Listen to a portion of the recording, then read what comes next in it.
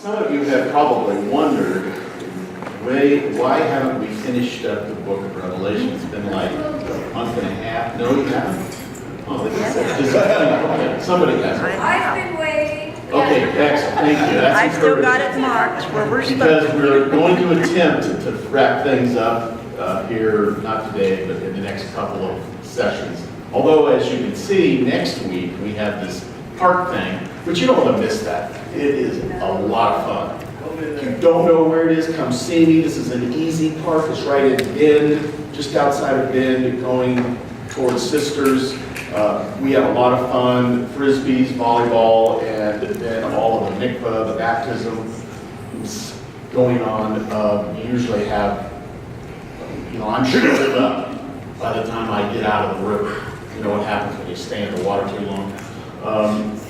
A lot of people partake of that. It's a great time of just interacting and being with our family. So there's going to be some events, as you can see. There's also a concert, so I don't know the next time we'll get to actually wrapping up the final verses in Revelation, but today we're going to attempt to take a large chunk out of the remaining. Basically, we have a few verses in chapter 21 and then 22 to do. And, yes? I just wanted to make a little announcement if I can. Yeah, can somebody be the mic runner? Thanks, Scott. My name is Jody Cade, and I've been coming here for about a year. And my husband was in the hospital last week. And I don't know who prayed for him, but I'm so thankful for people here. Because it was scary for me, of course, because it was his heart that was giving problems. But I'm just thankful for everybody that's here and all the prayers. I mean, there was thousands of them that came in praying. And he's doing really well. And God has really touched his heart. He had a lot of addiction problems. And he's just healing him from all those things. And so thankful. It is, isn't it? And I just want to thank everybody here. And as we And thank see, you, Lord. yeah, thank you, Lord. As we see these little events in each one of our lives where God is personalizing his love and care for each one of us, the book of Revelation is kind of a broad sweep where he's showing that he has the same love and adoration and care for mankind as well. He wants everybody to come to know him. Unfortunately, we're going to see in this last chapter how you almost get a sense that he's had enough. He's waited long enough and he's had enough. And on the other side of the equation, it's like he's doing jumping jacks with excitement because his bride is next to him. And you can see them working together. We'll get into all of that. But to digress, I thought it was appropriate, and you'll see as we talk a little bit about this, to take a look at pre-fall. In other words, what did it look like in the Garden of Eden before mankind fell? Because there's a lot of similarities between that state of events and the state of events that we're going to find post-thousand-year reign. It's kind of intriguing. It's as though, and we've talked a little bit about this in the past, it's as though God he started with perfection, which is exactly what it says.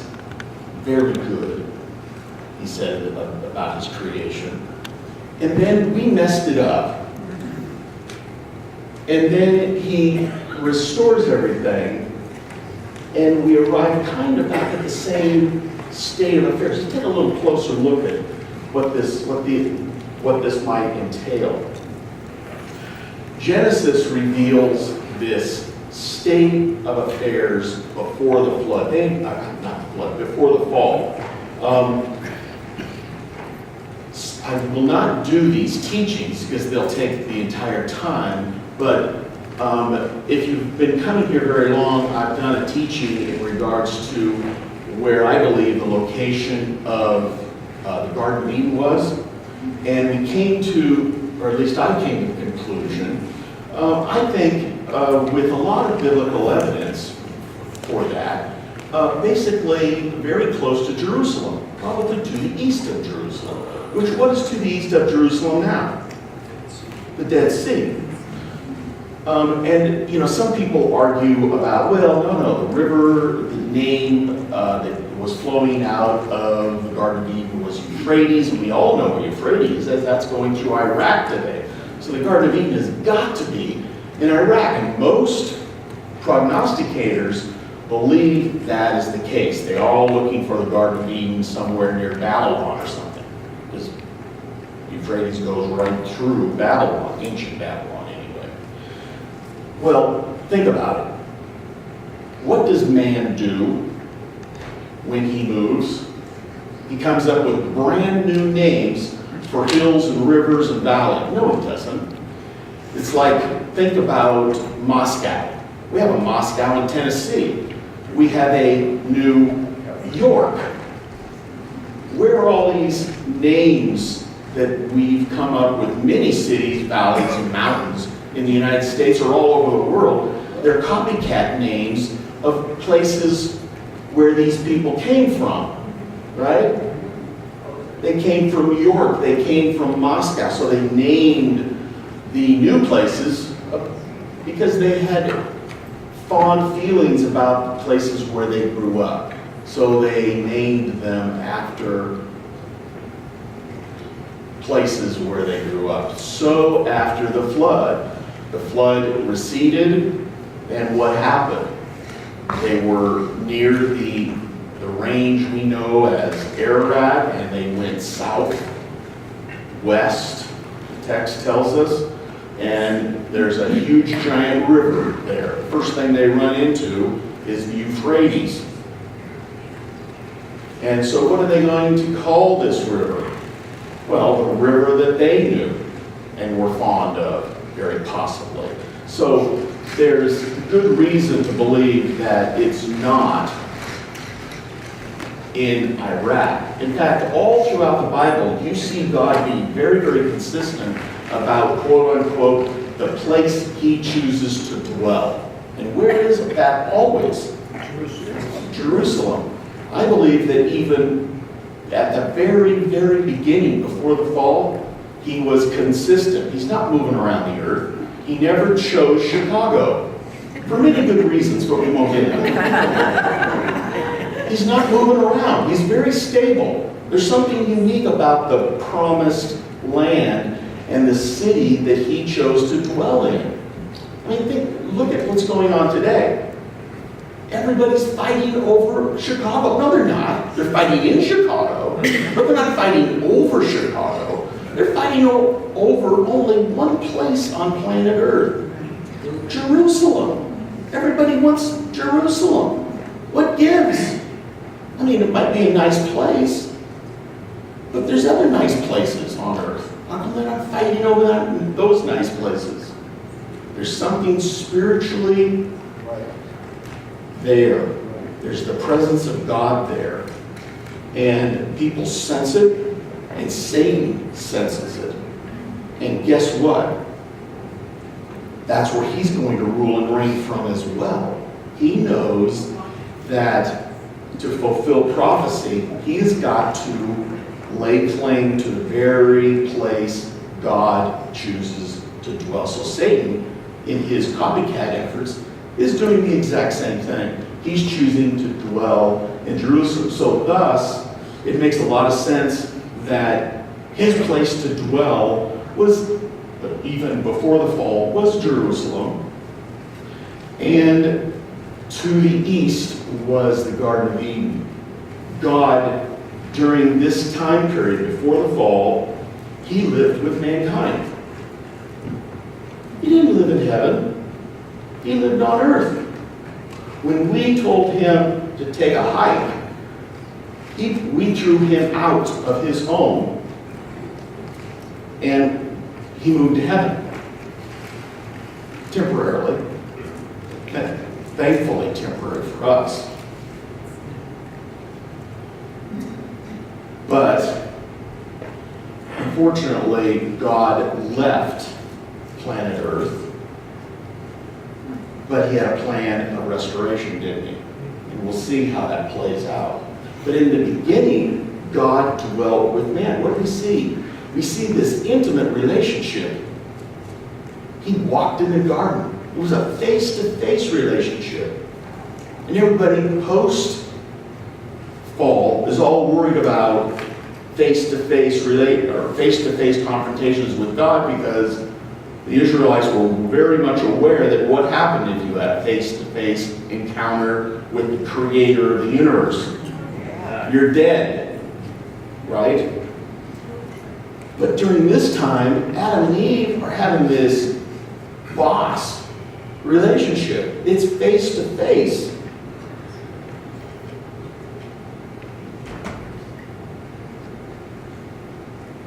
And of course, the tree of life was there. It's in the midst of the garden. We've talked about this more extensively, and I don't want to get into it here, but recall that the tree of life means many things. It's a symbolism of many things, not the least of which is that it symbolizes our Messiah, our groom. And where was that tree of life? Right in the midst of the Garden of Eden. And it was good for food. God said that it was good for food, and you could eat from it, right? And it created life and health to Adam and Eve. That's exactly what our relationship with God does, right? It creates life and health. When we cut ourselves off from our Messiah, and what happens? Good things? No.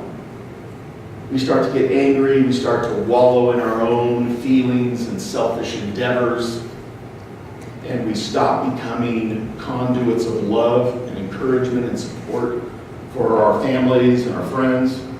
But when we connect into Yeshua's life-healing relationship, we start to become a little bit less selfish and a little more other-centered, right? And then, last and certainly not least, and we've talked about this extensively. We could do a whole lesson on this. I won't today.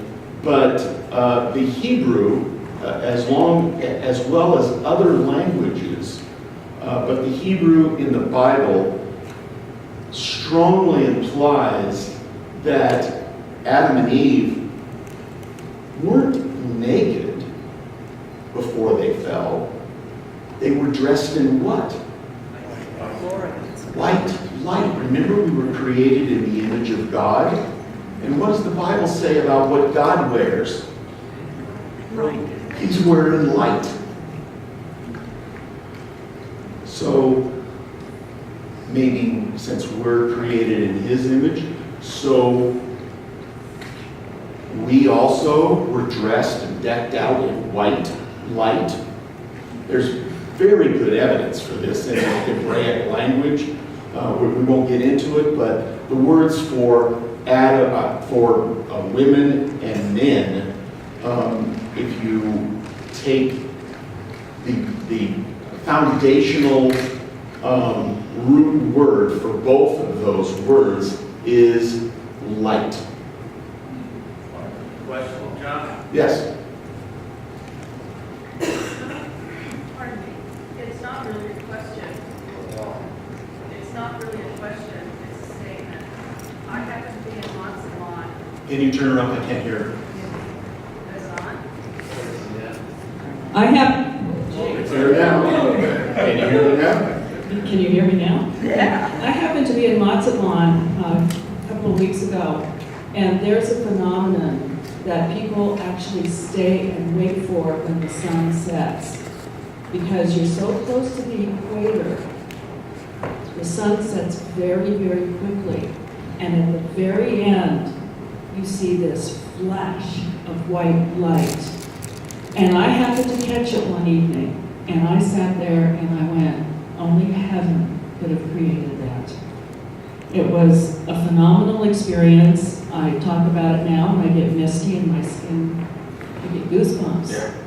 It's phenomenal because you know that was God-given. Exactly. And they just, I don't know if how many of you read this just in the last couple of months. I recall this, something that I read. But scientists have discovered that at conception, there's a flash of light in the embryo. Of course, that's just accidental. Another hint that God is trying to describe our purpose. When you're first created and conceived, what should we be? We should be like Him. And what is His purpose? He has many purposes, but He's a light giver, isn't He? He is light, the text says in John. And so the hint is that God gives us a little spark of His being and His essence. That's so cool. At conception, there's a burst of light. They've actually seen this. I've seen it. It's on YouTube, I think. It's unbelievable. So how are we doing with being lights? Good. That's part of our calling. So, we see this state of affairs. We see this intimate relationship. We see a face-to-face relationship. God is living very close to where Adam and Eve are living. We're adorned with white light. We're not naked. We have light. And then so when we fell, the light goes out. All of a sudden, our nakedness is revealed. That's what's going on. God's not ripping robes off. We are now deaf. Death has no light, right? Death is the absence of light. And so that's why our light went out and we were perceived to be naked. The rest of the Bible, from there on, is this story where you see God interacting with His people. And God chooses patriarchs and various people to highlight principles. He picks out certain historical events to draw our attention to how He interacts, what His purpose is, how He's going to confront sin, how He's going to confront goodness and mercy when He sees it in us. And so we can take encouragement from these stories where God comes to these people's aid, because this is showing and revealing to us His nature. He'll come and protect us as well. He'll come to our aid in times of need. He'll also draw the line and punish those that step over the line, won't He? Just like He has done in the past. Nothing has changed. God is very, very consistent. Forget the fact that there's a New and an Old Testament. I think those are stumbling block concepts. How I perceive the Bible is one unfolding panoramic story of God doing His promised work with mankind. Okay? If you can just get rid of the divide in your Bible that separates the two testaments, you'll have a much better conception of God's Word. I think it's a continuum rather than a plan A and plan B. That is anathema, I believe, in God's mind. So, with that in mind, what do we see in the New Testament? Again, a lot of historical data being recorded, but the profound prophetic fulfillment of what He promised in Genesis 3, that there would be a Savior that would come and pay the price and take away our sin rather than just covering it like the skins did of the lamb. They covered it. Yeshua's blood doesn't just cover it, it removes it, okay, as far as the east is from the west. And this is a fulfillment of God's prophecy in His book. It's 66 chapter book.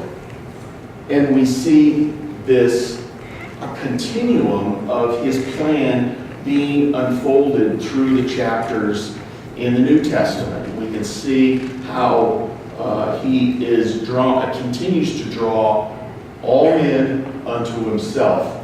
And we'll see how these last few verses do that as well. Finally, the book of Revelation brings it to a culmination. So what would we expect in the last little bit of text here? We should expect a return, because we know God is trying to heal all the damage that we have done. So what we would expect is some final concluding remarks that again highlight our job, our responsibility, what angers God, his bride, because that's the goal. His goal is to have a bride like he had before. Because really, way back when we fell, we gave him a writ of divorce. That's why he left. He left planet Earth. Man chose to go his own way. And now God has, remember at the end of the book, we talked about all of this. There's a marriage. God is remarrying his bride. He's reestablishing a covenant relationship. And those are the concepts that we should find in this last few verses.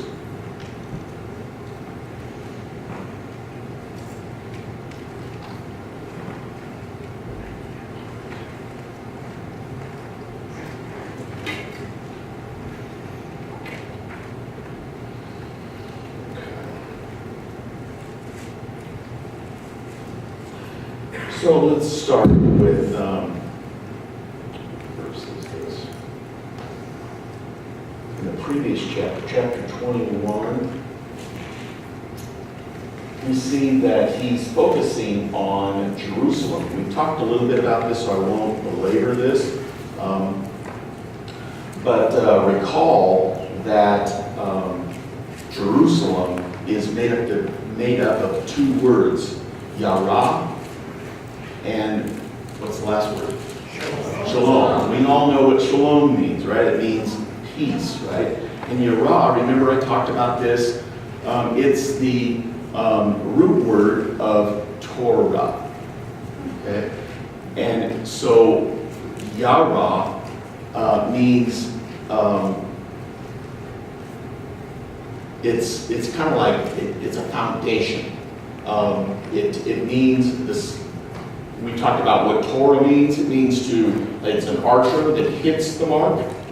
Okay, so if you want to hit the mark in life, you fulfill Torah. Okay, so Yara has the same basic meaning. It means to be a foundation. So this Jerusalem, when you combine these two words, what are you really saying? It is that it is the foundation of safety. It's the foundation of peace.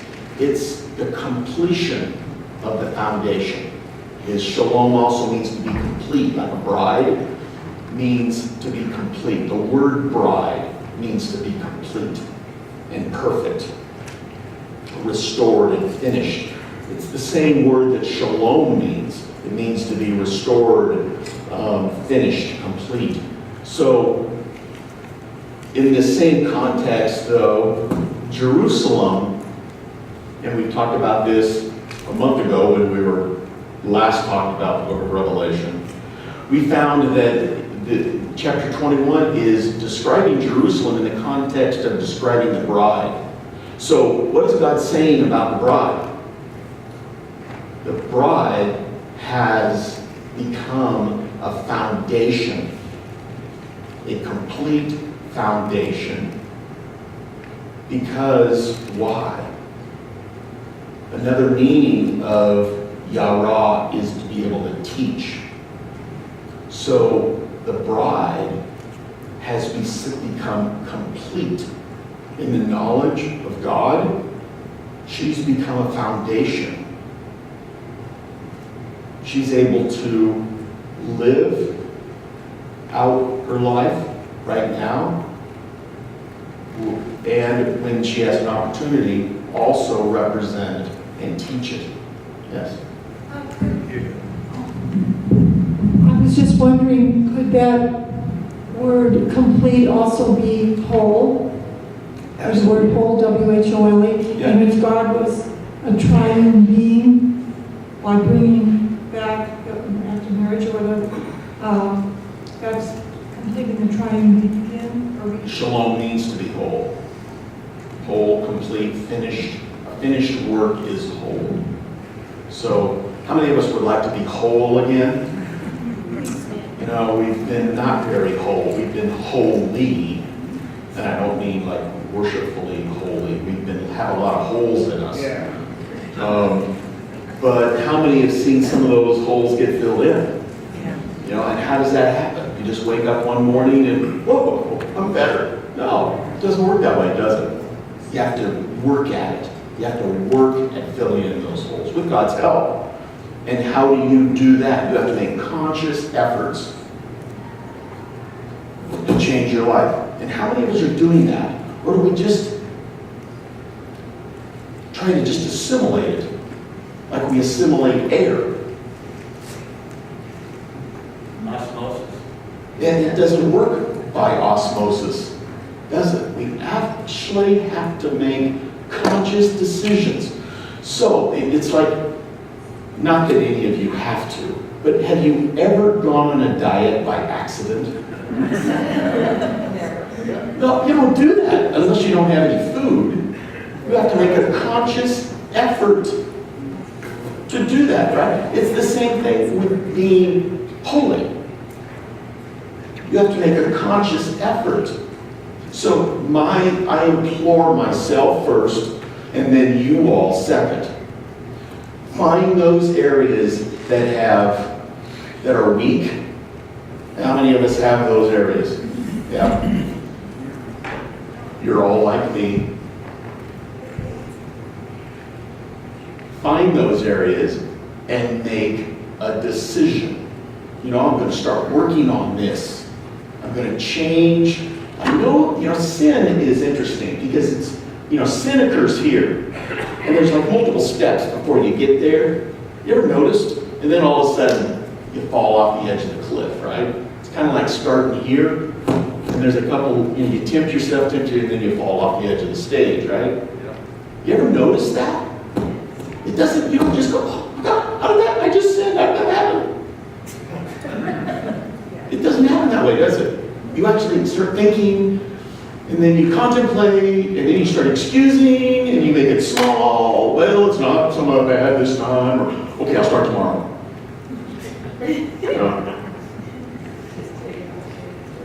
That's the famous one, I'll start tomorrow. And most diets start tomorrow, right? But no, if you're going to change, it needs to start right now. So find that little area. And God is after a whole bride. She's a finished bride. She has works that God wants to honor. And those righteous works, what does he do? He gives her white garments, and they represent her good works.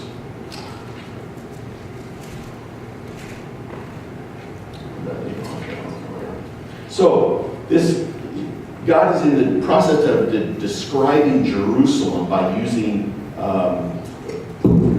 by digging into the word Jerusalem and seeing that the bride is a complete, finished work that is now a foundation. And all of that foundationalness is there because it all rests on what? Who dwells in Jerusalem? Yeshua, God dwells there. If Fred dwelled there, in contrast, and Yeshua dwelt somewhere else, it wouldn't be a very good foundation, right? Because Fred's just a regular guy.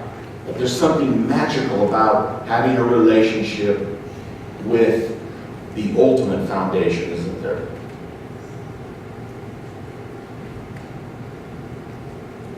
Verse 11 in chapter 22 describes this holy city, and it has 12 gates. I'll read it. It has a great high wall, 12 gates, and at the gates 12 angels, and the names were written on them, which are the names of the 12 tribes of the sons of Israel. There were 3 gates on the east, 3 gates on the north, 3 gates on the south, 3 gates on the west, and the wall of the city had 12 foundation stones, and on them were the 12 names of the 12 apostles of the Lamb. Again, he's describing his bride here. Okay? So what does all that mean? We see that these gates have the names of the 12 sons of Israel. What is that supposed to mean? It means that all throughout the Bible, whether you like it or not, whether you want to associate with the word Israel or not, that's what he calls his bride. Consistently from Exodus all the way through till Revelation, he calls his bride Israel. So, do you have to be a born Israelite to be Israel? No. Now, I'm not taking anything away from people who are. I'm one of them. But all throughout the Bible, you also see this grafted in concept. God gave responsibility to Israel and then grafted other peoples into this concept. And Israel grew. And it should have grown to encompass the whole world if God's work would have been accepted by the whole world. Unfortunately, it didn't. So now we have people that are Israel and people that aren't Israel. God is very consistent, so don't get this mixed up in your mind.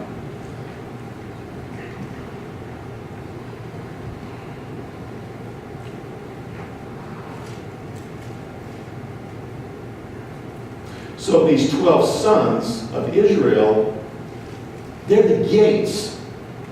So it's kind of like you have to come in through the inheritors. You have to come into the kingdom through Israel. And so if you're prejudiced against the Jews, you have a stumbling block. And you see many believers having stumbling blocks against Israel. And it's going to may prevent them from actually entering into the kingdom, entering into Jerusalem. And then these 12 stones are what? That are the foundation stones of the city, of the walls. They're the 12 apostles. What is that supposed to mean? What was the foundation of the apostles? What made them the apostles? They all believed in the prophesied in the Old Testament Messiah that would come. So God is describing his bride.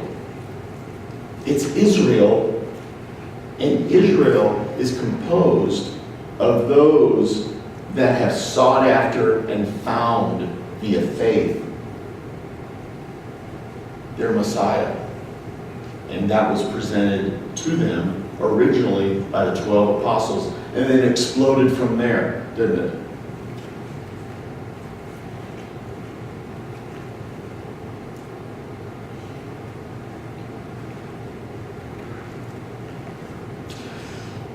This word Israel, going back to the 12 sons of Israel, what does Israel actually mean? When you parse out the root words, it means princess of God. Well, what does that sound like? Sounds like a bride to me, doesn't it? And Israel is always being called to assemble or to rally. You know, like, here's the rally point. That means when somebody sends the signal, we're all going to meet here. There's a word in the Old Testament that is very consistent. It's kahal. And it means assembly, or better yet, it's called out ones. So we've all been called out. The question is, are we responding? Are we showing up at the rallying point?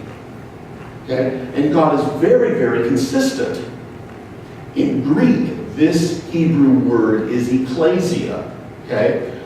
And unfortunately, the translators are not consistent. The Greek equivalent word, ecclesia, is kahal. In the Old Testament, God is being very consistent in his text. If you look up ecclesia, it means called out ones, to assemble. In this case, to God, Israel was called the called out ones. He called them out, and they were called out of Egypt, and he continued to use that word as a defining concept of his people. When God responds, we say tomorrow? No, we say now. When God is saying there's a little hole, I need you to work on this, we say now, not tomorrow. Okay? That's what makes a difference between God's bride and those that are not his bride. Okay? I'm not getting into faith and the importance of faith and how it brings salvation. I'm just talking about the qualities. Oh, come on, there we go. I'm talking about the qualities that we're aiming to hit. Like Taurus to hit the mark. The qualities we want to embed in our souls so we emulate them in our actions is to respond immediately to God. When God says, no, I don't like this in your life, stop it already. We say, okay, I'm going to start working on it right now. Show me how to do this.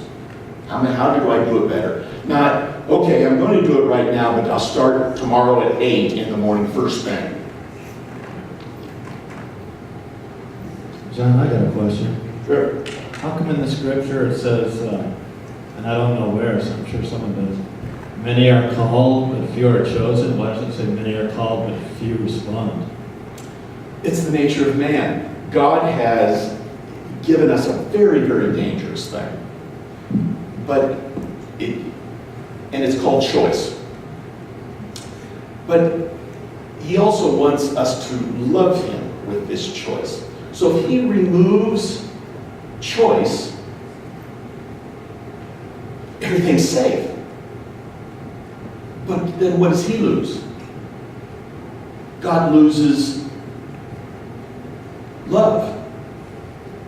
Because in order to be loved, you have to have free will. I mean, can you imagine, okay, I'm going to force my spouse to love me. So here's what love looks like, so be that way. But you have to do it, otherwise I'm going to shoot you. Is that love? Probably not. So God, if he takes choice away, he also takes his right to judge us. Thus, we have many are called, but few are chosen. He wants everybody to be in the kingdom. But few choose to make the right decisions because of this thing God gave us called choice. But in that choosing, we stand out. We make ourselves bright lights. We keep sparking right after conception. We keep sparking all through our life. And God sees that. And he sees that emulation of his light. So back to this kahal, which is called out ones in the Old Testament, and the Greek equivalent word, ecclesia, in the New Testament. What happens? In the Old Testament, they're called out ones, or the assembly of Israel. In the New Testament, he uses the exact same language, but instead the translators choose to translate it church. Almost every time you see church in the New Testament, it's actually ecclesia, which is the Greek equivalent of the Hebrew word kahal, which means called out. Okay? You will not find anywhere in the New Testament the word church. The word church only occurs in your English versions, but in the Greek or the Hebrew versions, it's not church. There is no such thing as the word church. God is always calling his people by something that's practical. Church isn't a practical concept. But called out is. He's called you out. Have you called yourself out? Have you responded to the rallying point? See, what that does is it makes you different than the world. Remember, his people are a peculiar group because they've responded even in spite of the fact that they might stick out from the crowd and draw attention, unwanted attention. Yes. John, would you give us the root of the word church?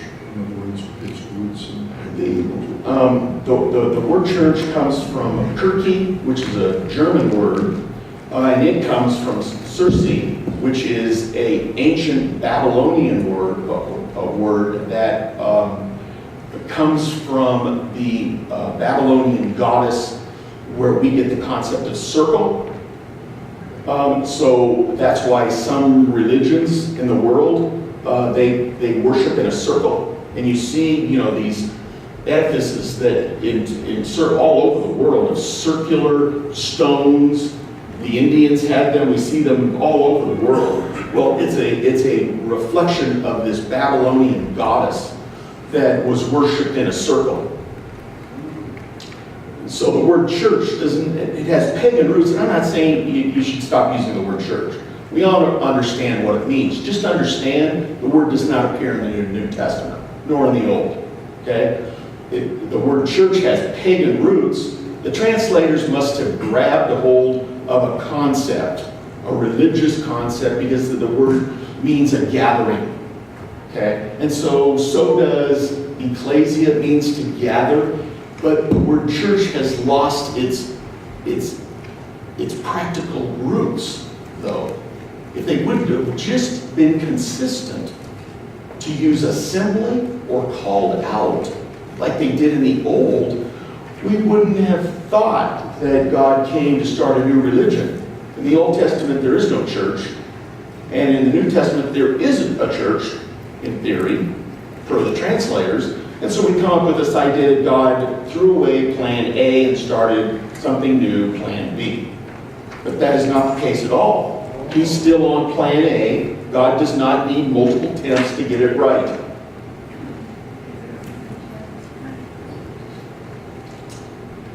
He's an expanding visionary God.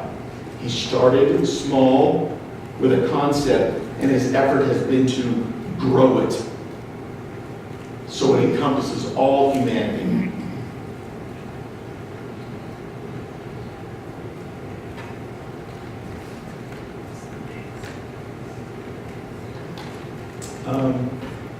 Let's see.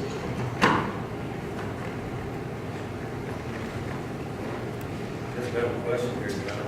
Yes, go ahead. John, I was just wondering where the word remnant might come in, like what we're talking about. Would that be a new word for called out? Or, The word remnant? or the concept of remnant? Remnant doesn't link back to kahal in the Old Testament. Remnant is found in the Old Testament, especially correlated with prophetic statements by some of the prophets. God always keeps a remnant. I don't, the called out ones, the assembly of Israel, unfortunately in history and in the end times, is a remnant, which is sad. But we've covered that already. It's a remnant only because of this dangerous thing God gave us called choice. And Satan glomps all over this gift of choice to deceive us and have us choose things that lead us away from God rather than toward the light.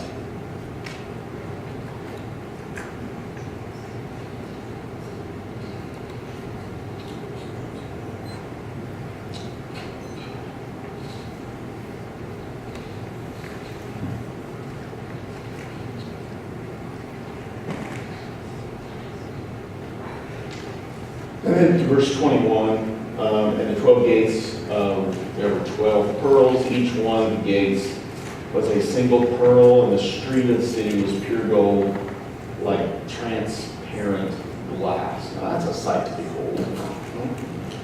And see, I told you we'd be walking on gold.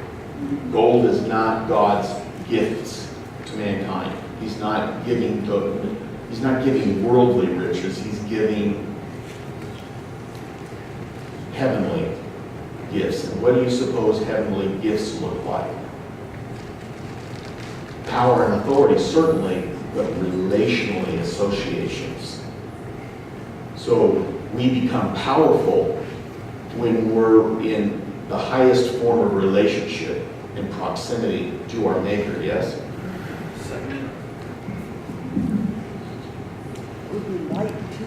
In the scriptures it says that we no longer know Christ after the flesh, but after the Spirit. We no longer what? We no longer know Christ after the flesh. Oh, after the flesh, I said blood. I'm going, oh, really? I think that's the difference. The bride who knows. Yeah. Yeah, the flesh is a distraction, isn't it? Yeah. It's not bad, because God created it. Okay, don't mix that up. But flesh, we can do very good things in the flesh. Okay? But metaphorically, the church uses in the flesh as sin.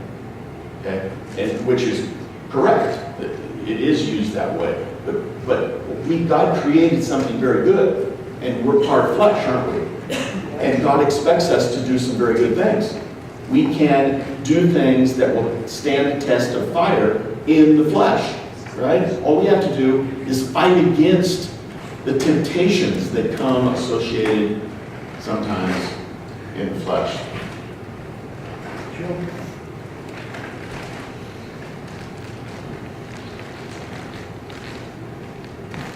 And then verse 22 is an interesting passage. I saw no temple in it, for the Lord the Almighty and the Lamb are its temple. How do you suppose now that this word temple does not mean like the tabernacle that they were followed around in the wilderness? It's not the outer court, it's only the inner court and the Holy of Holies. The word's very specific here. So what do you think? Why do you think that there's no temple? And now they're being replaced by God and the Lamb.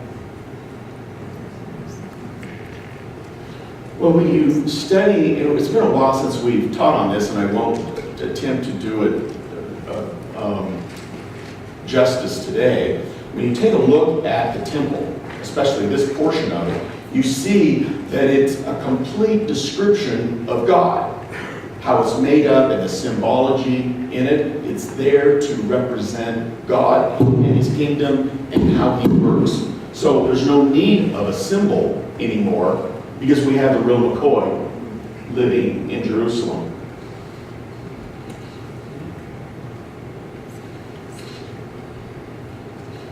And then in verse 27, and nothing unclean and no one who practices abominations and lying shall ever come into Jerusalem, but only those whose names are written in the Lamb's book of life. We're going to see this come up again and again. God really has a problem with lying, doesn't He? Things that are abominable, foul, unclean. Got any of that stuff hanging around?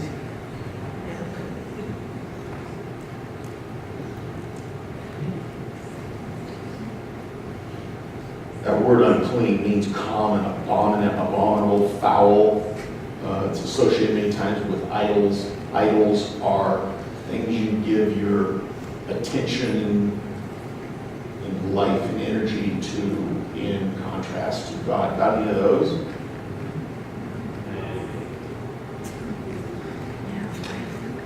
Chapter 22. Then he showed me a river, and the river and the water of life, clear as crystal, coming from the throne of God and the Lamb. In the middle of the street, on either side of the river, was the tree of life, bearing 12 kinds of fruit, yielding its fruit every month, and the leaves of the tree were for the healings of the nations.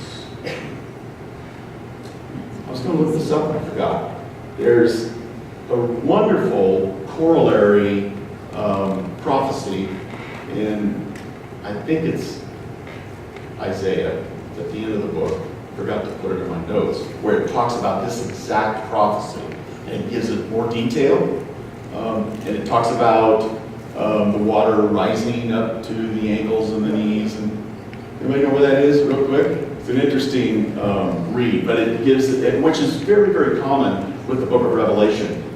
God will hint at an Old Testament prophecy that gives far more detail. John, Ezekiel 47. Ezekiel 47 is your go-to chapter here. If you want to know more about what God gives John in what? 1 or 2 verses here. God spends a whole chapter developing this concept. And what do you suppose is going on here? There's a river that comes from the throne of God and the Lamb, and the tree of life is growing along the shores of it. What's water represent? The Spirit. Certainly, water represents life as well. And so, what God is trying to say is He's the source of life. In fact, the Spirit is the source of life. And there's that old tree of life coming and in our midst again. And what is it doing? It's doing the exact same thing that it did pre-fall. It's providing healing and food. We see in Genesis 2:9 and Genesis 3:22 that it provides food and eternal life. Remember, Adam and Eve had total access to the tree of life. And it provided eternal life. Remember, God barred the access with a cherub. So no one had access to the tree of life. And what does the text say? Because God didn't want them, He said if they had access to the tree of life, they would then live forever. So what would have happened if God would have allowed fallen man to live forever, i.e. have access to the tree of life? No need for God. We would have been like the walking dead. Fallen in our nature, unrestored to life, but still alive. Not the state God wants to have with His bride.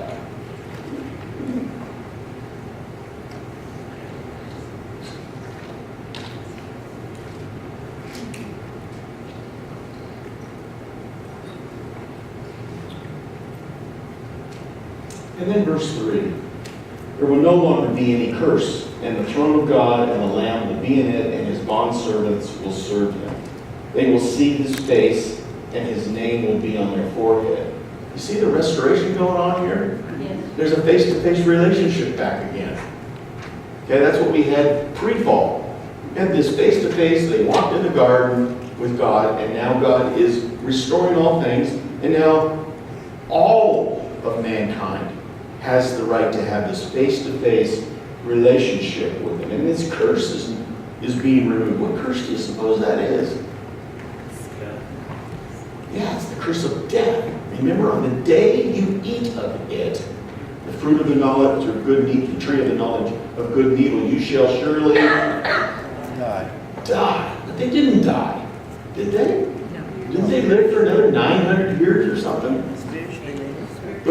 the definition of death in the Bible? Exactly right, separation from God. We are believers, we have God dwelling within us. We're now alive because we're not separated from God. But if you're not part of his kingdom, God sees you as dead. Really resonate with that point. Because when I read the passage and it said, now warning, in the day you eat of it, dying you will die. Well, to me, that always bothered me. Because I'm a literal kind of guy, black and white, and he didn't just tip over dead. And recently, I come across the answer to that. And here it is for what it's worth. You recall the passage, it says, for with the Lord a day is as 1,000 years. How many days will there be in all history? 7,000. We're right up tight, close to the last 1,000, the last day. It draws near. At what age did Adam die? 930. He died one generation short of a day. In the day he ate the tree, he did die. So I love that about the Lord, that he is actually exactly correct. Interesting perspective. I think that we have to understand a Hebrew book by Hebrew understanding rather than English understanding. Because I've heard these arguments, well, right off the bat, the Bible's wrong. They didn't die. No, right off the bat, they died. Because you have to understand what death is in Hebrew. It's to be separated from your Maker. Okay? So they died. What happened that day?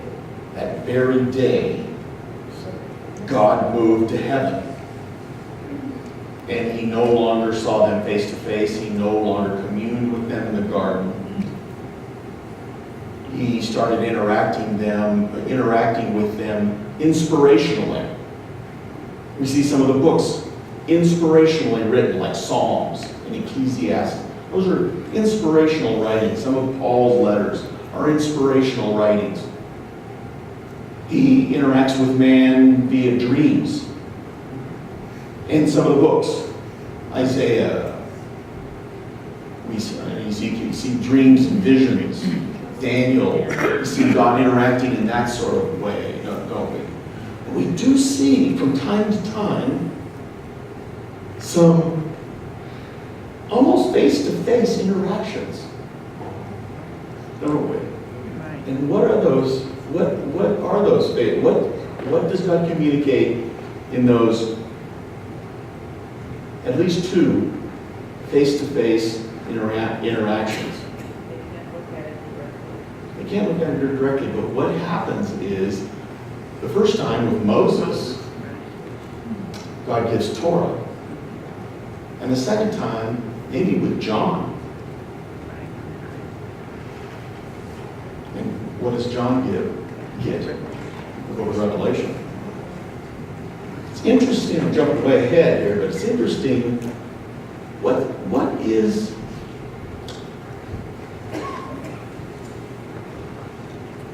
God gives, we're going to get to it in a few more verses here, but in relationship to those two sections of God's book, what special remark does he make about Torah and the book of Revelation?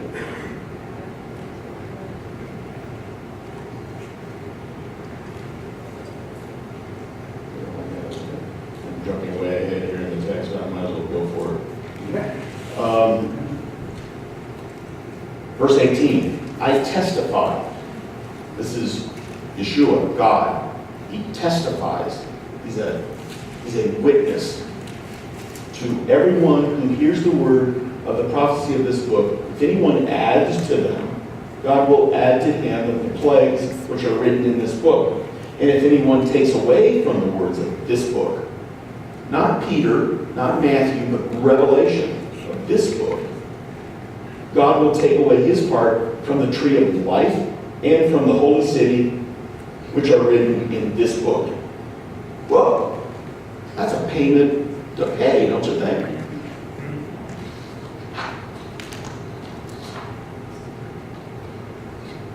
This is a copycat warning in Deuteronomy 12:32. It says, the penalty for messing with God's law, adding to it or subtracting from it, is, I don't have an exact quote, but it's a warning not to add or take away from the words of this law. Where is it?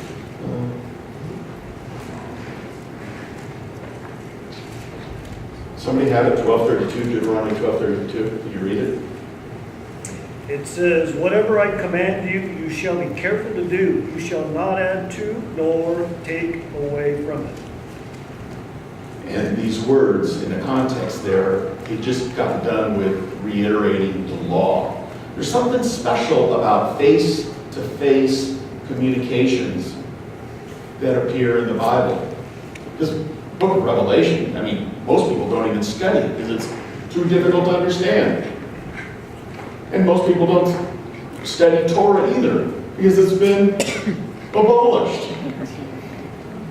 So the two most important sections of text, Revelation even gives you a special blessing if you heed the warnings of this book, aren't even studied by the church because they're either abolished or too difficult to understand, or they believe they're going to be raptured up before any of it starts happening, so why bother trying to understand a book we won't be around to implement?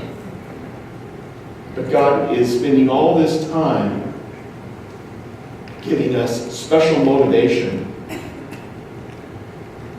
to study the book, and also special warnings to not mess around with it. It sounds like these books and the information in these sections of biblical text stand head and shoulders above the rest. They're foundational. Torah is foundational. God said not to add or subtract to Torah. And here's an interesting concept. I think I've said it once here before. If you see anything anywhere else in the Bible, in the Old or the New,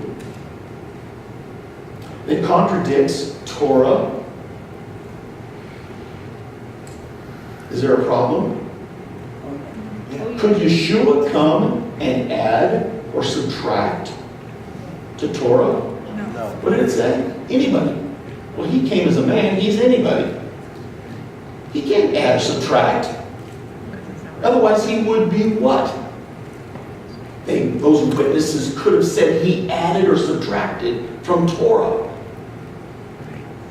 And they would have had a good justification to prosecute him. But he didn't violate Torah. He did not add or subtract. He brought clarity because the leaders of the law had added and subtracted to Torah. He was bringing it back to the foundation and saying, this is what I said back on Mount Sinai and before. Go back home. Forget all this other stuff. So if you see contradictions anywhere in the Bible, there's only one possible outcome other than the Bible isn't true. And that is you're misunderstanding the extra Torahic passage. And if you don't know what Torah says, it's kind of like opening up a novel in the middle of the book. Who is Fred here? Well, you missed the first 5 chapters. How can you understand the story? You do not have a foundation to be the bride. You don't have a foundation of understanding to understand Matthew. You don't have a foundation to understand Timothy or Peter or Ezekiel or Ecclesiastes or Revelation. So the foundation should be our go-to. We should be most knowledgeable about the foundation. And then everything else in the Bible is subject to that truth. Now, that's pretty controversial, because people think God is continually adding things to his law. Not true. If he did, he would be in violation of his own directive. Don't add or subtract. Is there, yes? I was just bringing it back around where you started today, John, because Jesus came to fulfill the law, to complete it, to make it whole, to bring peace, shalom. Exactly. If we can get in our mind, to play off of your concept, that God is very consistent. He's not whimsical. He's not fading in, fading out. He's like a rock. That's why you see him used metaphorically as a rock or a stone everywhere. Because he's stable. It's us that are flailing around, trying to modify his word to fit our comfort needs, to fit the needs of our flesh. Okay? But we need to see him as stable, reliable, dependable, a person that is not changing his law, is not changing the pathway to come to him. It's always been the same. And once we can get that in our mind, we will see the Bible open up in a way we've never conceived of before. Got something here, John. Yes. And the Lord was just showing me something. I've always wondered, the Jehovah's Witness background for 10 years before I became a believer. The first year I was a believer, maybe a little more, every time I would start to go into the book of Revelation, like the Lord would just stop it. I wasn't allowed to read that even. And I never understood why. I thought, well, maybe just because it's too difficult or something. That wasn't really making sense. But what I understood from that today is correlation of the first year of a marriage, that the groom and the bride are to be together. And I needed that foundation before I could get into Revelation. That's very nice. I like that. Yeah. In Israel, in ancient Israel, the guy was not allowed to be in the army for the first year. And why do you suppose? Because that first year, as most married couples realize, is like foundational. You need a good foundation to develop that. I mean, it's one thing to date, it's a whole other thing to live with the person in marriage. And you need that, and some of you are chuckling. I totally understand why. So we need that time alone with each other to start to develop, put layers of that foundation in. If the guy's ripped off to war right off the bat, it makes for a hollow marriage, doesn't it? That bonding isn't allowed to develop. So most people, if you ask most believers that get asked the question, okay, I'm a new believer, where should I start reading? What do they say? Matthew. And I'm going, no, it should be Genesis, followed by the next 4 books, and then read it again, and read it again. Get and study that book. Then you can read Matthew. Because then you can go, because Matthew, what does it start out with? It starts out with the story of a Messiah that's going to come. And this giant genealogy, you go, oh great, a whole chapter of this guy begat this, who cares? But if you got the first 5 books down, you go, oh my gosh, Matthew's linking it to Torah. And then it has much more meaning.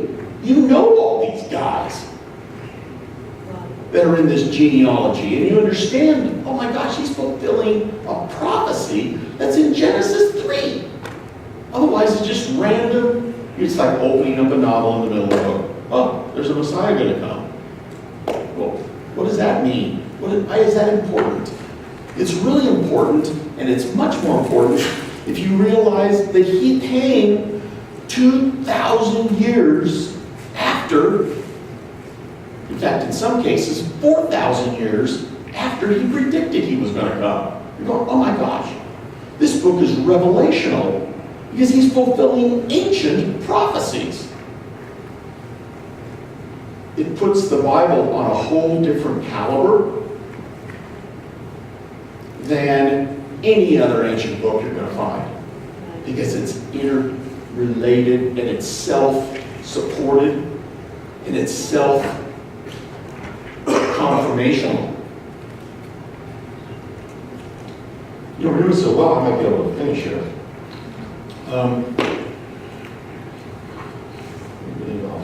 Face-to-face relationship.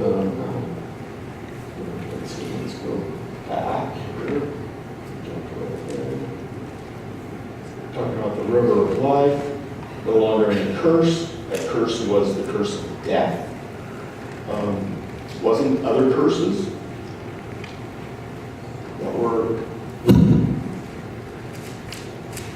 that God gave from time to time. And it talks about there won't be any night. God will be our light.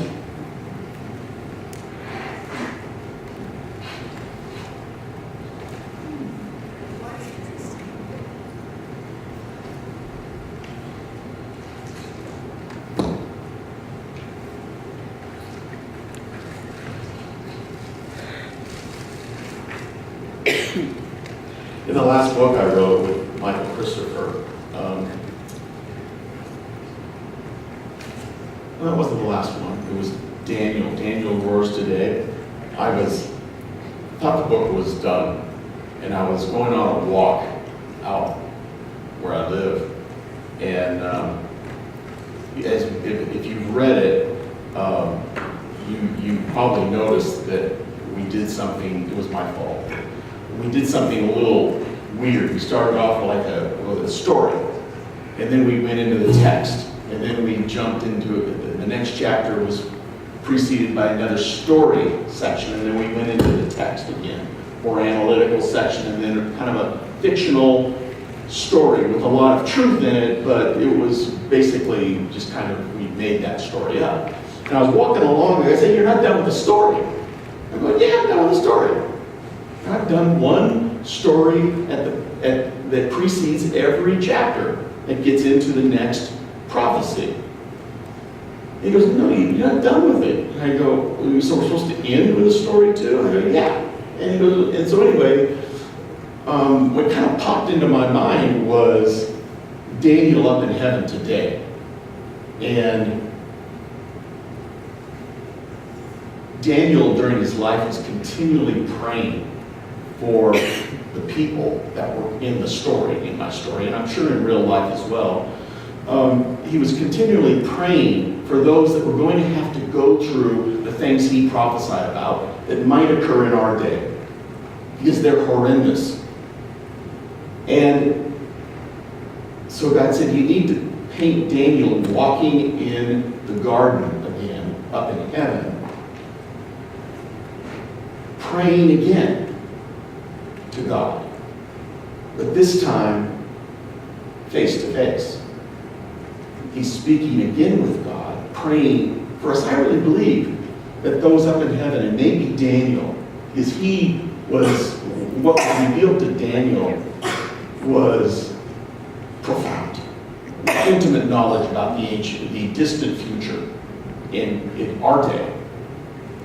And I think that man, of which no negative thing God ever had to say in the biblical text, was a standout. And I think up in heaven, he's praying for us, but now face to face. And here we see in these verses, we see a restoration of this face to face relationship. Can you imagine? Someday, we need to contemplate about these kind of things. Because it might make us change. And those things are like, we talk face to face with each other, it's no big deal. Think about talking face to face with God. of a different thing, right? Is that kind of like, make you think? You know, maybe I should have something canned, ready to go. Probably not, but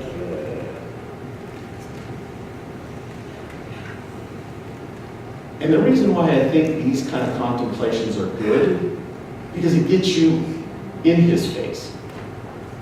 Well, let's see, what would he like me to say to him? Right? And so the ultimate is, well, God, what would you like me to say to you? What do you want to hear from me? How do you want me to rapport with you now? Because it should just be, when we actually get to this point where we're talking face to face, it should be what? Not something new, it should be a continuum. We should be doing it now. So get good at doing it now, because you won't have to worry about having something canned ready to go. Because how many of you have something canned ready to go when you meet up with your best buddy tomorrow? And you don't even think about it, right? What are you going to say? Let's see, I'll say good morning. You don't even think about that, do you? Because you're excited about being with that person. John? Yeah, it says, Yeshua says, out of the abundance of your heart, your mouth will speak. So it's out of the heart. Thanks a lot, John. Appreciate that. I'm being facetious, but that's exactly correct. We need to watch what our mind and our mouth are thinking and get them things on our Creator rather than the things that we tend to focus about sometimes.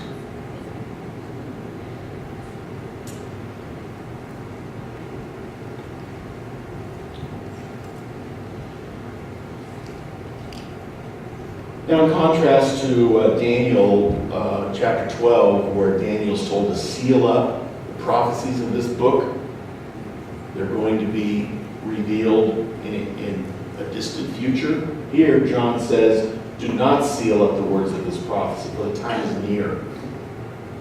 And the time is nearer even now. And then verse 11 is really kind of weird.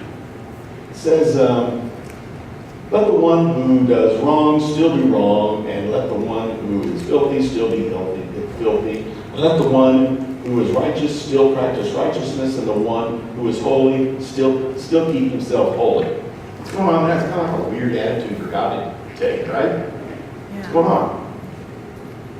Choice. What? Choice. Very, very good. It's exactly what it's all about. Remember that passage in 2 Thessalonians, I think it's chapter 2, where it says, I should read that. It says that I give them over to a reprobate mind. Who is the they? The people that have been making lousy choices. And God's been doing jumping jacks in front of, loving and adoring and drawing them. But they have been using this terrible, dangerous thing called choice to continually choose tomorrow as the day that I'll start the diet. And unfortunately, God finally, per this verse in 2 Thessalonians, says, okay, I am a gentleman. I am not going to force myself on you. I'm not going to force myself to have a relationship with you. This is a relationship is a two-way street. You have said no like 49,000 times to me in your life. I'm giving you up to your choices. It's a I don't know if the word's frustrated, because I don't know if God gets frustrated. But it's a word, it's a verse talking about God's the eventual circumstances under which mankind ends when he has choice. And God is saying, I've given you something very valuable, choice. and myself, and you have said no with the choice. So be it. But he also has said the opposite. He's also said, but the righteous, those that have done righteous things, what does he say? What does he promise to them? A reward. Yes. So there is an end to God's patience? Oh, yeah. In fact, when one of his disciples said to him, if somebody sins against me, how many times should I forgive them? Let's be generous. Let's go with 7. The answer was 70 times 490. How many years did the people of Israel not obey the Shemitah until God said, my land will have choice? 490. Both cases, 490. We know God's patience as an end. And you could be very right that it's patience and an end thereof. But I think that maybe it's not that God ran out of patience. I think it might be that, it's kind of like the Canaanites when they were sinning and somebody wanted a judgment on the Canaanites, and God said, no, their sin is not full. What God is really saying is their chances to make things right is not complete. But he knew what they were going to do, so he put it in the negative. And that shouldn't be applicable to us. It's not tomorrow we start. It's today we start. Right?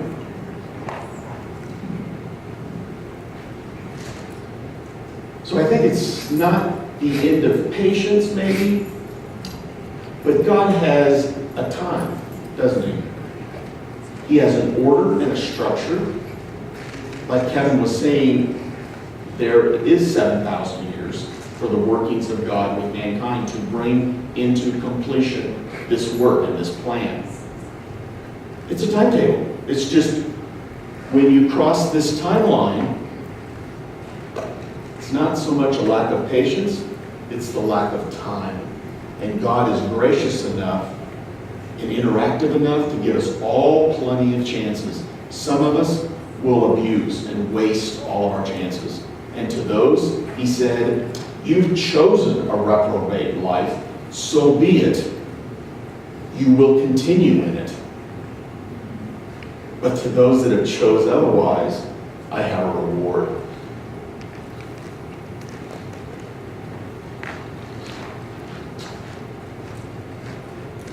Behold, I am coming quickly, and my reward is with me, to render to every man according to what he has done. Here's that crazy passage again about God is not focusing on faith. Faith is important. I'm not denigrating faith. It brings salvation. But what is his reward in this context have to do with? His work. So yes, faith is important, but I really feel sorry for people that, and sometimes whole congregations that focus just on faith. Faith is the starting place. It's kind of like getting married and then going up, taking that piece of paper, that certificate that you get from the county that says you're married, putting it in a nice frame, putting it up on the wall, and go, okay, done with that. I'm married.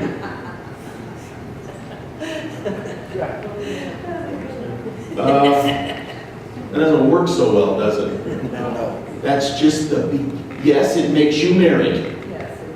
Okay? You are officially married legally in the eyes of God and man. But that's just the starting point of having a working and viable and good marriage, right? So how many want relationships with God like the guy who just tacks up the certificate on the wall and goes, voila, I've arrived? Some people, and sometimes some leaders promote that, which is worthy of being promoted, but they don't emphasize the day after the wedding, when the work really starts. don't think that it's not work in real life marriage and in the marriage with our Maker. It's work, isn't it? It's work to be holy. It's work to offer to God something that stands the test of fire. If you're not working, if you're not struggling, if you're not dissatisfied with your performance, there's something wrong, because we're going to fail. But the fact that you're trying puts a big smile on God's face.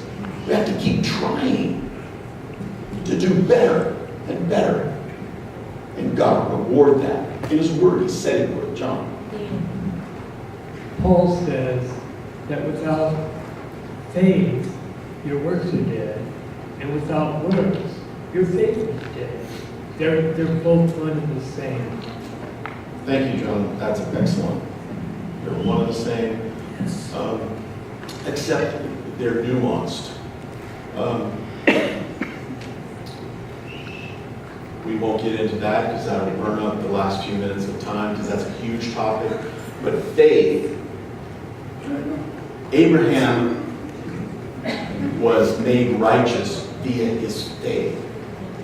But the proof of faith,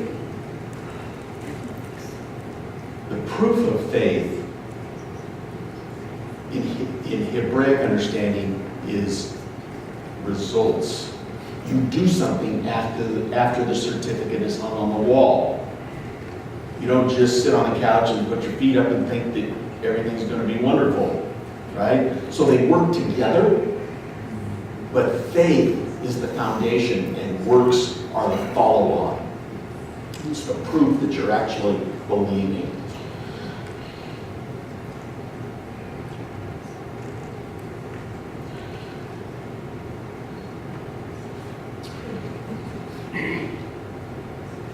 So, this whole chapter here, you see the last few verses. If anyone takes, adds, or subtracts, we've already talked about that.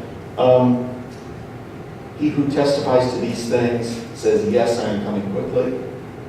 Amen. Come, Adonai, Yeshua. The grace of Adonai Yeshua be with us all. Amen. What we see is God expressing in this last chapter all that has come before in a nutshell. And we've seen that in this 1,000-year reign, that and its termination, and the setting up His kingdom on earth, we see many of the exact same states of existence before mankind fell. We see God dwelling once again in Jerusalem, not in heaven. He's come down out of heaven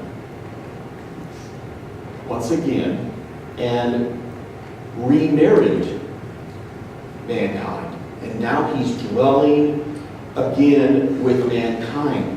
And we've seen how He has restored our access to having a face-to-face relationship, something that we should be working on right now in our lives, a face-to-face kind of relationship, not a distant, factual, intellectual kind of relationship, but that plus a relational relationship, one where you have a rapport. You're getting to know intimate things like what kind of ice cream they like, things about God that He reveals to you specially. Of course, it has to be in accordance with Torah, because He's not going to add or subtract.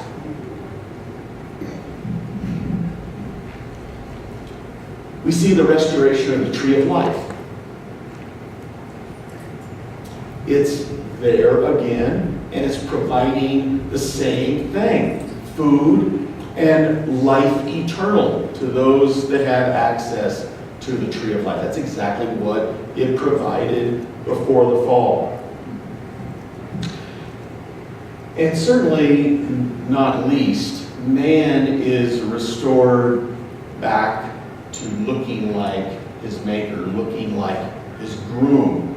His groom is white light. Remember, John said that he is light, not like light, but he is light, which is very fascinating because many times in the Bible you see God is like a lion. God is like this, that, or the other. But here, John says he is light. So, and we've touched on this from time to time, there's all kinds of attributes with light that are very godly.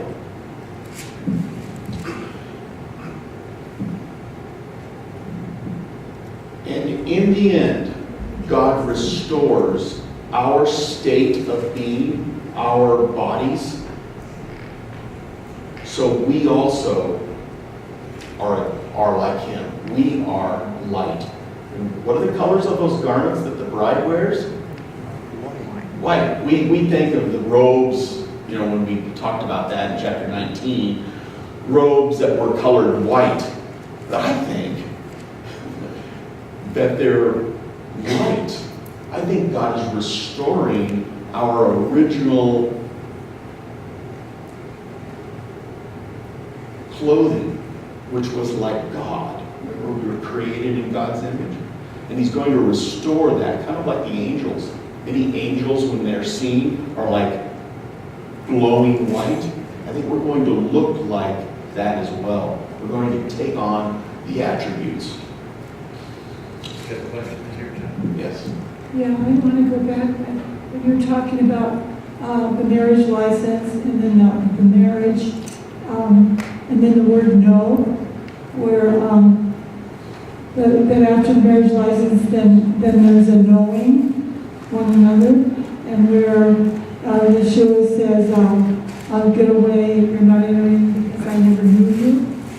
And then the act of knowing, there becomes mutual identity.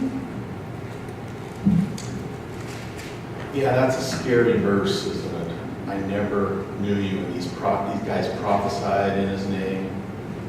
Wow. That's why I many times emphasize things that develop a relationship with God. I want God to know me. I want him to know my name because of not the bad things that I've done, but some good things. I want to catch his attention. Who catches your attention? People that are either doing really bad things or good things. Well, I want to be on the ledger where I'm constantly catching God's attention because I'm doing some stuff he wants me to do. Not that they're good in my eyes, but stuff he wants me to do. The only way I can figure that out is by having a relationship with me and knowing Torah. Because everything he tells me to do is always going to follow Torah. It's going to line up with his word. So pursue God with all your heart, with all your strength, all your mind, with all your soul. And not just the knowledge of him. Remember Yada? That is the word in your verse that you're referring to. It didn't Yada. God, they didn't know. Remember what the Hebrew word Yada means? It means to know, like informationally. I know what 2 + 2 is. It's 4. I know that. It means that, but it means far more than that. It's also the word that produced children. It's to know your spouse that intimately, so there's offspring. There's fruit, metaphorically speaking here, okay? It's a much more intimate knowing. So we want to, if we know God like that, we're producing fruit in our lives. That's our goal. Pursue God with all your heart. He'll reveal himself to you. But you have to make the choice to do that. It just doesn't happen by accident. Get out of bed some morning and have a wonderful relationship with your best friend, do you? It just doesn't happen that way. You have to make an investment. And sometimes you have to go out of your way. But God goes, wow, he went out of his way to pursue me. That caught my attention. How many of us want to catch God's attention? Yeah.